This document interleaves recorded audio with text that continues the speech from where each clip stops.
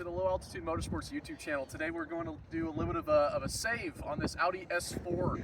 We've got all kinds of fun parts to install after it went down for some maintenance roughly last year. So really excited to get this thing out from underneath the cover and hopefully get it back into running and driving condition. I'm going to introduce you guys to Kevin. You've seen him before on the channel through the A3 Quattro build. He's going to tell us a little bit about what's going on with the car we're going to work on today. Hey guys, this is my 2013 Audi S4. Basically had this for about 4 years now.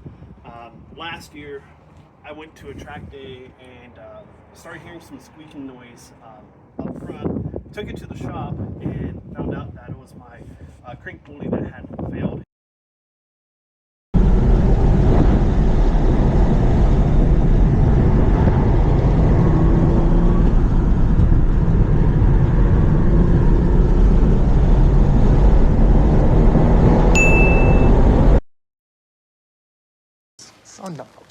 So it's just been sitting for a whole year just because I haven't really had a chance to fix it up.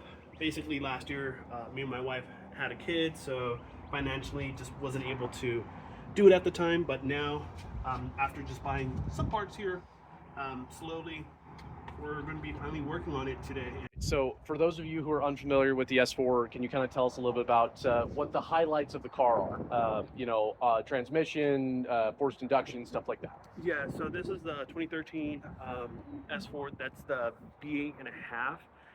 That's going to be Audi's last generation having a manual transmission. This was also the generation where they had a supercharged V6. So power numbers based off Audi spec sheets is like 333 horsepower, around like 300 torque, all-wheel drive, so it uses the Quattro, has the crown diff on it. This one doesn't have the actual sports diff. It's the most basic S4. Doesn't even have like that nice MMI or anything. Well, so is it Torsten all-wheel drive? Is that what it's called? Yes, it's Torsen. It has a Torsen diff, so it's all-time running. It's not going to be like your Haldex with the A3 or your Volkswagen or Getting dunked on here. This is ridiculous. Yeah. So the S4 and above guys like to joke that they have the real Quattro because you guys have the Torsen diff, right, on the Haldex system. Yep. Where we can only send about 50% of the power. Actually, max is 50% of the power to the rear. Can you send like 70? I think this one is 30-70, but at least with this generation. I think don't quote me on this, I think the B8.5 had the upgraded crown diff, which does a better split. Anyway, so there's the basics on the car. Like I said, I think the plan now is get it up on jack stands. We'll pull the front tires and wheels. That way we can work on the bumper cover. So the first step for the car is Audi service mode, which means rip apart the whole front of the car. So that's what we're doing now. Gotta pull it up. Audi is up in the air. Kevin is working on pulling off some of the lower screws for the bumper cover removal. We're going to talk a little bit about the parts that we're going to throw on today. So Kevin has done some tireless research in finding and sourcing all this stuff. Big shout out to FCP Euro and JHT. Is that the name of the performance company? JHM, and then what is it called? Jackal Motorsports also. Sweet. So a lot of this stuff is OEM, right? But some of this is actually a big fun parts. So first and foremost, supercharger belt. That one's going to help out, just a good maintenance item. But then we have this big pulley that is going to overdrive our supercharger. So when you overdrive a supercharger, in this case, we're going bigger on the top and keeping the pulley on the bigger on the bottom and making the pulley on the top the same size. It's already fairly small. It means that we're going to overdrive the supercharger to make more boost. So that'll obviously allow us to make more horsepower. Other thing we can do to make more horsepower is to keep the intake air cooler. So he has also sourced a really cool auxiliary coolant pump that is going to increase the flows to the intercooler bricks inside of this Big Eaton supercharger. So I went ahead and pulled off the covers so you guys can see it. On either side of this is the bricks or the intercooling blocks. Those are air to water that obviously cool our intake charge. So with that all being said, we're going to keep working on getting the bumper cover off. Once we get it to removed, then we'll go from there. Shockingly, I would say easier than the A3, to be honest with you. Wow. It was really not so bad. And with it off, you guys can see this massive intercooler. This is off of what, Kevin? So this is the Merc Racing S6 high capacity intercooler. Take that temperature sensor.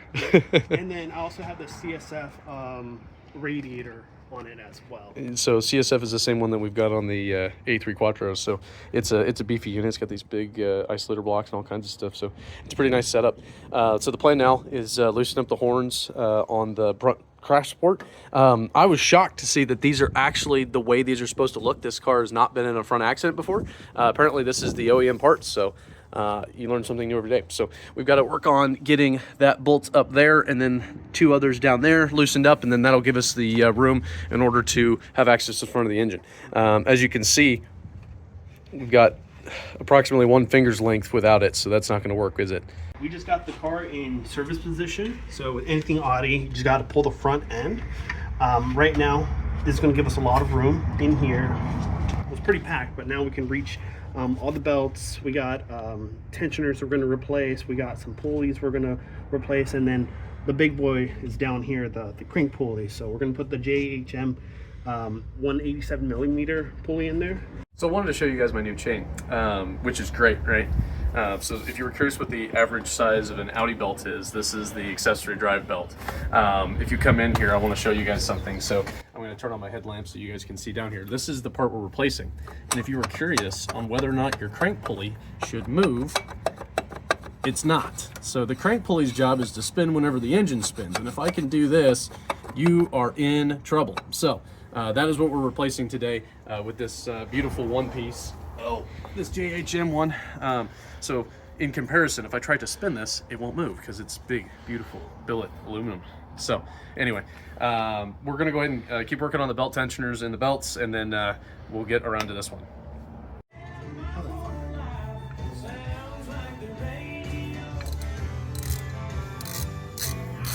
Joys of Audi, Audi maintenance and ownership. All of the old crappy parts are off when it comes to idlers and tensioners, and we can kind of show them to you. So this is old, this is new, old, new, old, new. Now, Kevin, were these broken? You know, they weren't really broken, but I was recommended changing them since we're going to be here. It's the long case of the might as wells, right? So Yeah. I would have what you call a might as well. If the engine is cooked and we're taking it all apart anyway, we might as well throw in forged internals and make like 500 horsepower. Because you might as well. crank pulley is off, and if you were curious, right, this inside piece sits in rubber in order to insulate outside of the engine. That helps us mitigate vibrations. Now, what we don't want to see is that. You should never, ever, ever, ever, you can see where the rubber has completely fallen away here. You should never be able to separate the inside erase here from the actual surface where the belts mount. So that is very bad. This thing was completely toast, and it understandably is why this car was non-running, right? I would imagine very little was actually getting to the belts. I highly doubt that the coolant was running. I highly doubt the alternator was running. I highly doubt that the air conditioning was working. And we know for a fact the supercharger wasn't spinning, because this was spinning inside here, or this was spinning and this was not connected. There was nothing in between to actually keep that thing rolling. So our new pulley is going to make a huge difference. Well, not only in just making it run right, but also restoring the drivability of this car. The other part, and we probably spoke about this earlier, is that this is our new billet piece, right? If we compare this to our stock piece, you can see the diameter change, right? And just like any gear, if you have one gear at the bottom and one gear at the top, and they're the same size, that means for every one rotation here, another rotation will be seen there, right? If you half the size up here, that means you will double the rotations. If you double the size down here, then you will also double the rotations, right? So if this one gets bigger and this one stays the same, it will spin faster. If this one up top, or this one is bigger and then this one gets smaller, then it will spin even faster. Anyway, so on and so forth. We are not planning on changing the supercharger pulley on the top side. That was what they would call a dual pulley setup. We are strictly going to do the lower pulley. So what the lower pulley is going to do is, like I said, we have a larger diameter here and a smaller diameter on top, which means, or not smaller, the same size diameter, which means that this is going to overdrive the supercharger, which means it'll make more boost. It'll spin the supercharger faster and give us a little bit more horsepower. which is awesome. So it's going to be a little bit of a pain. It was a pain getting this thing out. Getting to all these little bolts is kind of a challenge. So I'm going to go ahead and skip you guys that misery. I've already got everything tied up and where it's supposed to be. I'm going to go ahead and install this now with all the new hardware that was provided by GHM. It's very boring. Of course, you can't see me putting in all these bolts, but we put each of the bolts in to verify fitment. The wonky hole is good. That's our timing piece. We did a hand tight first, got all of them in hand tight, and then pulled them, did Loctite, Loctite, then hand tight, then we did 200 inch-pounds, then we did 25 foot-pounds, which is 300 inch-pounds, and then we did the 90 as per the IE suggestion. So I'm pretty confident that if this thing backs out, then anything will back out. So I think we've done our due diligence here. Now the fun part is reassembly, right? So the big parts are on. Now it's time to put the new shiny parts on. So we're going to start with belt tensioners, idler pulleys, and rerouting the serpentine belt, and then when we're all set and done, we'll get to do the supercharger belt. We have just double checked all of the idler system, all the accessory drives, right? What I'm going to do is I'm going to pull the tension on the tensioner, and that will allow Kevin to pull off the pin. But anyway, how about right there? There you go. There's your pin. Okay, so anyway, I'm going to pull the tension there. Kevin's going to pull it, and then we're done. And that will be the end. Second. Okay, you're good to go. Oh, and it's out. So as I release tension, that is now ready to go. So you can see as I pull it, it moves the tensioner down there. Everything is happy. So that's that. So accessory drive is done, and now we get to work on the supercharger belt system, and then start moving this thing back towards non-service position, which would be fun position, supercharger line, horsepower position. It's been a couple hours. It's now dark. We are looking significantly more haggard. So we have gotten a lot of stuff done, but let me show you kind of what I'm talking about. On the front side, all of the idler pulleys, all of the tensioners, all of the things are back and put together. We have one minor misalignment with the belt on the bottom side because of the auxiliary belt that's on the top here.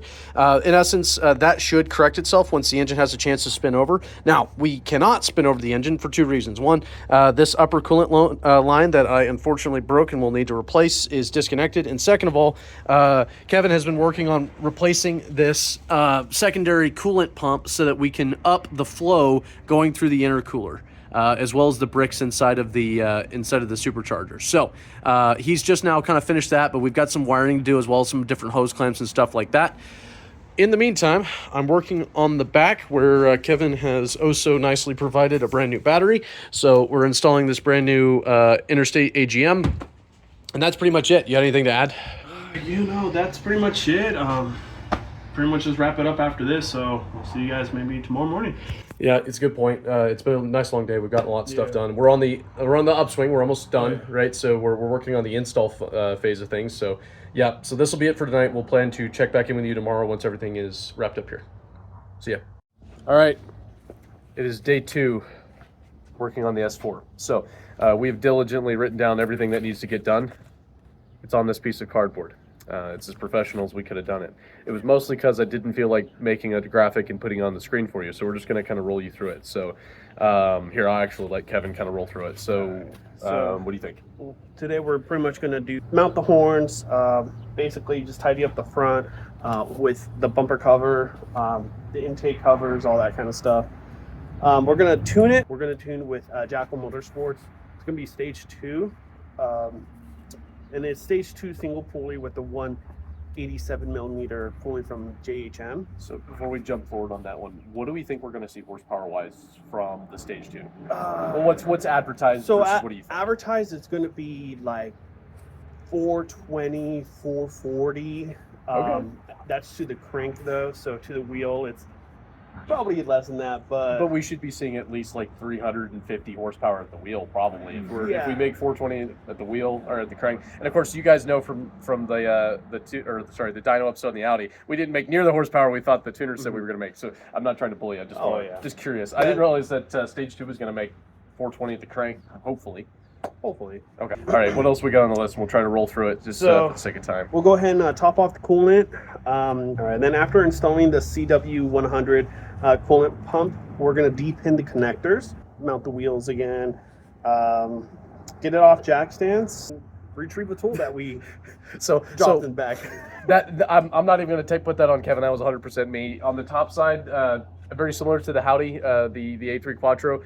It's got very similar like tool storage, but instead of it not going to Neverland, there's like random holes that send it behind the engine. So I have dropped all kinds of tools that we have to go get. So Yeah, there's some hardware in there that I dropped also. So yeah. Anyway, we'll get that put together as it comes. But here we go. coolant pump is all pretty much set and done here. Going on with coolant, Tanner was able to get the little plastic piece that broke off from here, from the radiator. Do we have that little piece of plastic? Oh, it's right here. So that piece got broken off inside the radiator. That was a huge pain to get out. Okay, what else? So we just got this part, and then we got the horns back on. got the horns back yeah, on. horns are on. Yep. It's out of service position, so now pretty much the only thing left is just put the bumper back on, just tighten everything up, and then get the wheel wells and the tires back on, right? And the tune, yeah. So next steps is going to be the tune, bumper cover, and we'll go from there. Start, okay. Cool. So what software are you using right now? This is Jackal's proprietary software, so. Gotcha. We decided to go for the tune before we did the bumper cover because bumper covers are sad and boring and plasticky, and these are all horsepower and cool, right? Horsepower and cool. The tune is rolling. Kevin is cleaning. We got the bumper cover rough fit back on. So tune, I think, is roughly at 80%. It's coming right along. Oh yeah, 90%. We're almost done. So yeah, we're just cleaning out this mess where we dropped all of our tools and retrieved some ones that we were missing. But yeah, just making progress. So post tune, everything is spinning and running. We're not puking coolant everywhere, even though we have this all disconnected. Just looking at the serpentine belts, looks like it's moving pretty smoothly. Ooh. Oh. Everybody like that. Look at his smile. Look at his smile. A lot louder. Yeah, well, yeah, you're overdriving that blower by a lot. Pretty cool. Kevin is doing a fabulous job of finishing up the bottom of the bumper cover, and I'm very thankful for him to do that. I'm going to start putting on the tires and wheels, and we're going to get this thing back on the ground. This thing is going to be D-O-N-E. We can listen to cool supercharger noises, so I'll check back in with you guys whenever we get this thing with tires, wheels, and back on the ground. All right, so it's 5:49. We just got it off the jack stand. We got the wheels on. She's running. She's idling pretty good. Yeah, hugely productive day. Literally, we're just a coolant line away from driving this thing and getting it all cleaned up. What I'm really excited about is supercharger flyby noises. I'm very excited for that. As well as seeing the before after, because this thing parked outside for a while. I think it's going to look really good once we get a little bit of a light detail into it. So anyway, that's it for today. We'll get back with you whenever we get that coolant line and this thing starts making noises.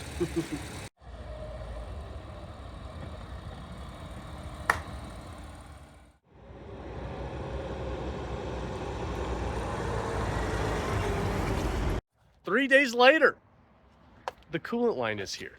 So everything we just talked about in the previous clip, we're going to do that now. We have a beautiful sunset. We're going to get this car really running and driving and doing its thing. Stay tuned. All right, old one, new one. Can't tell the difference, except for the fact that one of these is less sheared straight off right there. Anyway, so now we get to start the car, add coolant, see if it leaks everywhere. Lord willing, it doesn't.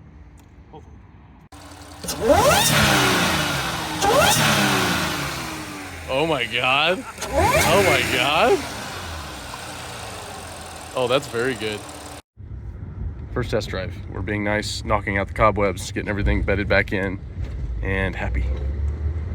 All right, so we've got it all bedded in. We're gonna do a quick highway pull. So whenever you're ready, Mr. Kevin. Fourth gear. Yeah, go for it.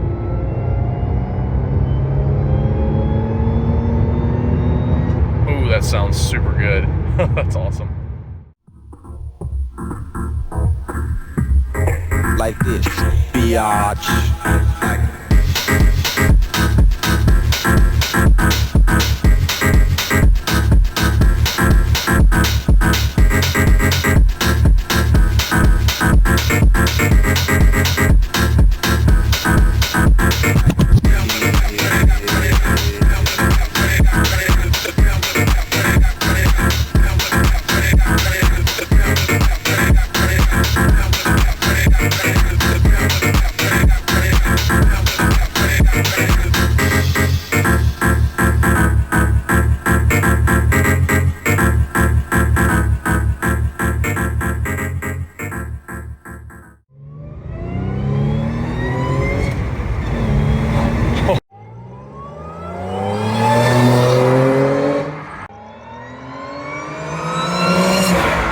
that, the completion of the Audi S4 rescue. This has been a fun project. It was a weekend project turned long, but we legitimately got the whole thing done in 2 days, minus me breaking the coolant pipe. But what this means for Mr. Kevin is you now have a daily again. I'm so happy, dude. I'm excited.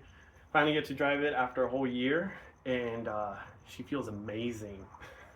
I'm stoked to help out. This is what we do this for, right? So those supercharger noises are not going to be forgotten soon. So what I look forward to, hopefully, is that Kevin can come join us on the track sometime soon, and then we can throw him in one of the Audi race videos. But we got some time. That'll come as it comes. Anyway, we appreciate you for watching the video. If you like this one, there's many more like it. Please check out the A3 Quattro build playlist, or you can check out the last A3 race episode. We appreciate you watching, and if you want to see more, like I said, click on the Let's Do Motorsports YouTube channel, and we appreciate it. We'll see you next time. See ya. Peace.